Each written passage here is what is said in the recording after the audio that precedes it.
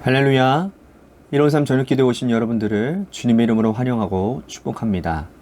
오늘도 귀한 저녁 시간 가운데 하나님께서 우리들에게 음성으로 들려주시는 귀한 은혜가 있기를 소원하고요. 또 이 시간 하나님 앞에 간구하는 모든 기도 제목 가운데 우리의 확신과 또한 하나님을 향한 그러한 믿음이 새로워지고 또 이 시간 응답의 확신을 경험을 하는 귀한 시간이 되기를 바라겠습니다. 이 시간 하나님께서 우리들에게 주신 말씀 먼저 보도록 하겠습니다. 요한계시록 13장 1절에서 2절 말씀까지입니다. 요한계시록 13장 1절에서 2절입니다.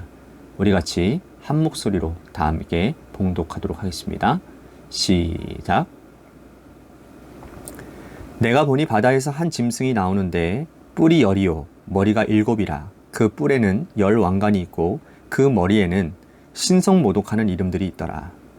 내가 본 짐승은 표범과 비슷하고 그 발은 곰의 발 같고 그 입은 사자의 입 같으는데 용이 자기의 능력과 보좌와 큰 권세를 그에게 주었더라. 아멘. 요한계시록은 유대 묵시 문학 전통으로 기록되어져 있습니다.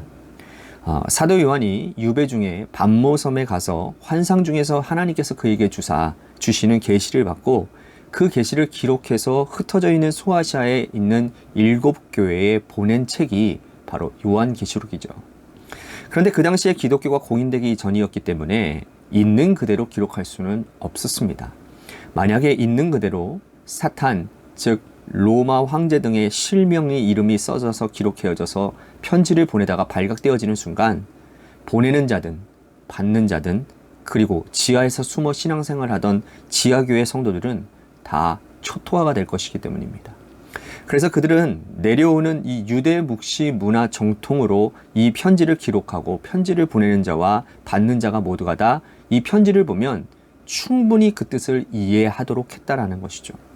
그래서 오늘 우리는 이 시대에서 이 유대 묵시 문학 전통으로 계시록을 읽을 수 있는 영적인 분별력과 눈이 필요합니다. 이를테면 그들은 사탄을 용으로 기록했고 국가 권력인 로마 황제는 짐승으로 기록했습니다. 만약 오늘 우리가 이러한 역사적인 지평을 배제하고 요한계시록을 읽는다면 그저 어떤 상상의 책을 읽거나 아니면 문자 그래도 읽는다면 이 계시록에 대한 심각한 오류와 문제와 해석의 오류에 우리는 봉착하게 될 것이라는 거죠. 오늘 읽은 13장 말씀은 여러분들이 너무나도 많이 들어왔던 짐승에 대한 말씀입니다. 짐승은 누구인지, 또 그 짐승은 어떤 권세를 가졌는지, 그리고 짐승이 가진 권세에 대해서 이 땅에서 믿음 생활하고 있는 성도들은 어떤 자세로 살아야 되는지를 오늘 말씀해주고 있습니다. 자, 두 짐승을 먼저 보여주는데요. 1절 말씀 다시 한번 보십시오. 내가 보니 바다에서 한 짐승이 나오는데 뿔이 10이요 머리가 7이라. 그 뿔에는 10왕관이 있고 그 머리들에는 신성모독하는 이름들이 있더라. 자, 한 짐승이 바다에서 나왔어요. 권세를 가지고 있고 또 신성모독하는 입을 가지고 신성모독하는 말을 하고 있습니다. 또 한 짐승을 소개하고 있는데 11절 말씀 보십시오. 내가 보매 또 다른 짐승이 땅에서 올라오니 어린 양같이 두 뿔이 있고 용처럼 말을 하더라. 또 다른 짐승이 땅에서 올라온다 했어요. 두 짐승, 한 짐승은 바다에서, 또 다른 한 짐승은 땅에서 올라옵니다. 바다와 땅, 바다와 땅은 온 만물을 의미하죠. 그죠? 그래서 짐승이 바다에서 나오고 땅에서 올라온다라는 이 의미는 온 세상 모든 만물의 권세를 가졌다라는 뜻입니다. 온 세상 모든 만물의 권세를 가지신 이가 누구입니까? 네, 말하면 뭐합니까? 그 당시에 이 세상의 모든 권세를 가지고 세상을 좌우하고 있던 권세, 바로 로마 권세죠. 로마 황제가 온 세상 모든 땅을 차지하고 세상의 모든 권력을 다스리고 있는 자, 로마 황제의 그 이상의 권력을 가진 자는 그 당시에 그 아무도 그 누구도 없었다라는 것이죠. 그리고 그들이 행하는 일들은 굉장히 악한 일들이었습니다. 도대체 그들이 누구에게 권세를 받았기에 이러한 악한 일들을 행하고 있는지 하나님께서는 사도 요한에게 이렇게 깨닫게 해주십니다. 4절 말씀 보십시오. 용이 짐승에게 권세를 주므로 용에게 경배하며 짐승에게 경배하여 이르되 누가 이 짐승과 같으냐 누가 능히 이와 더불어 싸우리요 하더라. 용이 짐승에게 권세를 주었어요. 계시록 유대 묵시 문화 전통에 보면 용은 사단을 의미한다고 제가 말씀드렸습니다. 짐승은 뭐라고 했죠? 국가 권력을 얘기합니다. 그러므로 사탄이 국가 권력인 로마 황제에게 권세를 주었다라는 것이죠. 그랬기 때문에 땅에서는 누구도 이 자를 대적할 사람이 없는 겁니다. 어느 나라도 어떤 사람도 로마 황제의 그 서슬퍼런 권세에 대항할 사람도 없고 대항할 길도 없다고 했습니다. 그런데 그들이 가지고 있는, 그들이 휘두르고 있는 이 권세가 영원하냐? 그건 그렇지 않다라는 거예요. 그 권세는 일시적입니다. 5절 말씀 보십시오. 또 짐승이 과장되고 신성모독을 말하는 입을 받고 또 42달 동안 일할 권세를 받으니라. 42달 동안 일할 권세를 받았다라고 했어요. 자, 42달이면 3년 6개월이고요. 날로 치면 260일이고요. 한때, 두때, 반때입니다. 그런데 이 짐승 로마 황제 국가 권력이 3년 6개월 동안만 세상을 다스렸느냐? 그렇지 않죠. 여기서 말하는 3년 6개월이란 42달이 얼마간의 기간을 의미하는지는 해석이 굉장히 분분합니다. 그러나 한 가지 변함없는 사실은 국가 권력인 로마 황제의 권력이 아무리 하늘을 치솟는다 할지라도 그 권력의 마지막 종착지는 있다라는 뜻이라는 거예요. 반드시 끝난다라는 뜻이죠. 그들이 예수 믿는 사람을 박해하고 옥에 넘기고 원형 경기장에서 맹수에게 밥이 되게 한다 할지라도 그들이 가지고 있는 국가 권력의 그 마지막의 끝은 항상 끝이 있다라는 겁니다. 이건 역사적으로 입증되지 않습니까? 아시리아가 그랬고요. 또 바벨론, 페르시아, 알렉산더 제국, 로마 제국이 그랬고 히틀러 제국, 일본 제국이 역시 그랬습니다. 아무리 잘난 국가 권력이라 하더라도 그 권력이 하나님의 뜻에 반한다면 반드시 시간이 지나면 하나님께서는 그들을 심판하시는 것이죠. 그러므로 그 악한 권력 아래에서 신음하고 있는 하나님의 백성들은 견뎌야 한다라는 겁니다. 반드시 이때가 끝날 것이기 때문인 것입니다. 성도들의 인내를 가지고 이 시기를 잘 견디고 이 시기를 붙잡고 이겨내면 최후 승리는 결국 하나님의 자녀들의 것이기 때문인 것이죠. 이렇게 말씀을 합니다. 그래서 계시록은 잘 견뎌내라, 인내해라, 반드시 승리할 것이다 라고 계속 얘기하고 있는 겁니다. 여러분 10절 말씀 보십시오. 사로잡힐 자는 사로잡혀 갈 것이요 칼에 죽을 자는 마땅히 칼에 죽을 것이니 성도들의 인내와 믿음이 여기 있느니라. 성도들의 인내와 믿음을 지금 요구하고 있습니다. 국가 권력이 아무리 강한다 할지라도 그들에게 마지막 끝은 반드시 오게 되어 있으니 인내하며 믿음을 가지고 견디고 또 견디라고 말하고 있는 거예요. 하지만 여러분 이 견딤이라고 하는 것이 쉬운 일입니까? 결코 쉽지 않습니다. 국가 권력은요, 여러분 여러 가지 악한 방식으로 이 믿음의 백성들을 압제했습니다. 사단이 그 배후에 있어서 그 당시 로마 황제가 믿음의 백성들을요 아주 심각하게 압제를 했습니다. 자, 그 부분을 15절에서 보여주고 있습니다. 15절 말씀 보십시오.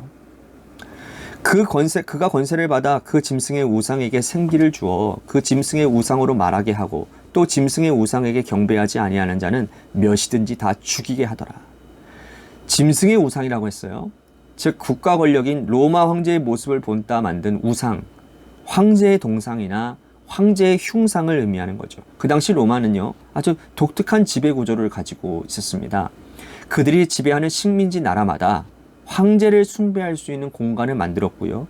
거기에 황제 동상과 흉상을 세워놨습니다. 그리고 황제에게 엎드려 황제에게 숭배하는 자들에게는 자유를 주었습니다. 그들이 세금만 내면 얼마든지 자유 안에서 로마 시민으로서 살 수 있도록 모든 권한을 다 부여해 주었다라는 겁니다. 다른 나라는요, 다른 민족들은 별 문제가 안 되는 거예요. 별 문제가 되지 않습니다. 하지만 하나님의 백성들, 하나님의 말씀을 붙들고 사는 믿음의 예수님 믿는 사람들에게는 심각한 도전이고 문제가 되었지요. 그러면 10계명 1계명부터가 부딪히는 것 아닙니까? 우상에게 어떻게 숭배하고 우상에게 어떻게 고개를 숙이란 말입니까? 그런데 로마 황제는 황제 숭배를 하지 않는 자들을 압제하기 시작했습니다. 황제를 숭배하지 않는 자들에게는 여러 가지 불이익을 주는 거예요. 한마디로 말해서 살지 못하도록 만드는 겁니다. 자, 보십시오. 16절과 17절 말씀 보십시오. 그가 모든 자, 곧 작은 자나 큰 자나 부자나 가난한 자나 자유인이나 종들에게 그 오른손에나 이마에 표를 받게 하고 누구든지 이 표를 가진 자 외에는 매매를 못하게 하니 이 표는 곧 짐승의 이름이나 그 이름의 수라. 익히 많이 들어봤죠? 짐승의 수. 황제 숭배를 한 자에게는 그 이마나 오른손에다가 도장을 찍는 겁니다. 이것이 짐승의 표라는 거예요. 황제 숭배를 한 자는 이 표를 받게 되고 이 표를 받은 자들은 경제 생활을 할 수 있는 겁니다. 매매를 할 수 있다라는 거죠. 정상적인 공동체 생활, 정상적인 사회 생활을 가능하게끔 해줬다라는 겁니다. 표만 받으면 말이죠. 실제로 이 상인들의 조합인 길드라는 게 있었는데 짐승의 표를 받지 않는 자들은요, 이 상인 조합에 가입하지 못하게 만든 겁니다. 그들이 여러 가지 장사를 하면서 먹고 살아야 되고 사회생활을 해야 되는데 상인 조합인 길드에 가입하지 못하면 여러분 어떤 불이익이 일어나는지 아십니까? 자녀들을 학교에 보내지 못합니다. 교육을 못 시켜요. 그리고 내가 생산한 물건을 사고 팔지를 못하니 어떻게 되는 겁니까? 굶어 죽을 수밖에 없는 겁니다. 이런 식으로 예수 믿는 사람들을 압제하고 그들의 숨통을 조여왔다라는 거죠. 이 짐승의 표를 666이라고 표현하고 있습니다. 자, 18절 말씀 보십시오. 지혜가 여기 있으니 총명한 자는 그 짐승의 수를 세어보라. 그것은 사람의 수니 그의 수는 666이니라. 이 666이라고 하는 이 숫자가 굉장히 다양한 해석을 가지고 있습니다. 다양한 견해를 여러분들 다 들어왔을 겁니다. 그렇죠? 하지만 이것을요, 유대 묵시 문학 전통에서 이해하는 데 있어서 그 당시에 이 도미티아노스 황제 시대에는 사람들은요, 이 도미티아노스가 굉장히 악한 왕이었기 때문에 그보다 이전 시대에 살았던 네로의 환생이라고 여겨질 정도라는 겁니다. 로마 시대에 기독교인들을 박해했던 아주 유명한 두 황제가 있는데 이 네로 황제 들어보셨죠? 네로 황제, 네로가 베드로를 순교시키죠. 네로 황제, 그리고 그 네로 황제 다음 황제가 바로 도미티아노스입니다. 네로라고 하는 이름을요, 여러분 히브리어로 쓰고 히브리어로 숫자로 이 음가를 계산해 보면요, 그것을 다 더해 보잖아요. 그러면 666이 나와요. 그러므로 황제 숭배를 한 자가 오른손이나 이마에 표를 받은 것은 황제의 이름을 새긴다라는 뜻입니다. 예수 그리스도의 이름을 새겨져야 될 우리들의 심령에 황제의 이름이 새겨지고 세속 권력의 무릎을 꿇는 자의 이름이 새겨지는 것은 심각한 배교 행위고 우상 숭배라는 것이죠. 믿음의 백성들, 하나님의 자녀들은 국가 권력이 제 아무리 기승을 부리고 강해 보인다 할지라도 그들의 마지막은 반드시 있을 것이니 너희들이 이 기간 동안 인내하고 믿음을 지키라 라는 말씀이라는 겁니다. 오늘 우리는 어떻게 살고 있습니까? 한쪽 발은 교회 안에, 한쪽 발은 세상에 두고 살고 있다고 한다면 우리는 여전히 과거에 이 도미티아노스 황제의 박해 시절에 짐승의 표를 받은 자와 동일하다고 할 수 있지 않겠습니까? 황제 숭배하지 아니하고 믿음의 순결을 굳게 지킨 자들처럼 오늘 우리도 물질 앞에서 무릎 꿇지 않고 사람들 앞에서 무릎 꿇지 않고 오직 하나님의 말씀, 오직 내 안에 계시는 성령님의 인도하심, 하나님의 계획하심, 그것을 붙들고 믿음과 순결과 절개를 지켜나가기에 힘쓰는 저와 여러분들이 되셔야 될 줄로 믿습니다. 오늘 말씀을 생각하면서 우리 같이 기도했으면 좋겠습니다. 하나님, 어떠한 상황 가운데서도 흔들리지 않는 믿음을 허락해 주시옵소서. 타협이라고 하는 것, 조그만한 양복 가운데서 시작되어진다고 제가 주일날 말씀드렸죠. 어떠한 틈이 보인다 할지라도 그 틈 가운데서 유혹받지 아니하고 하나님의 말씀으로, 기도함으로 그 모든 유혹들을 물리치고 하나님의 뜻 안에서 하나님의 백성답게 살아내는 믿음의 역사들이 우리 가운데 있게 해 주시옵소서라고 오늘 말씀을 생각하면서 우리 같이 기도했으면 좋겠습니다. 또한 교회의 재개발 가운데 놓여져 있는 것을 위해서 기도해 주시고 또 우리 홍정렬 집사님을 위해서 기도해 주셨으면 좋겠습니다. 또한 우리 고3 수험생인 이두현 학생과 또 한유진 학생을 위해서 기도합니다. 마지막으로 여러분들의 삶의 자리와 여러분들의 자녀들을 위해서 기도하시다가 이 시간 돌아가시기를 바랍니다. 우리 같이 노래 끝날 때까지 함께 기도하며 나아가도록 하겠습니다. 기도하시겠습니다.